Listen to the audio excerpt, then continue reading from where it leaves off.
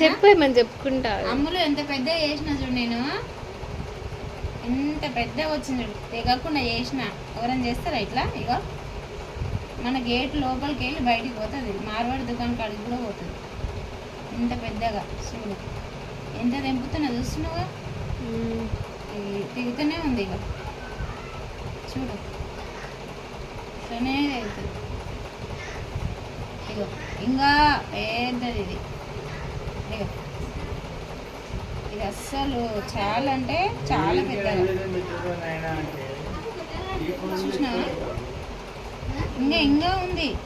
ఇంకో ఏదో తీగ మన మార్కెట్ వాళ్ళు పోతుంది ఇది.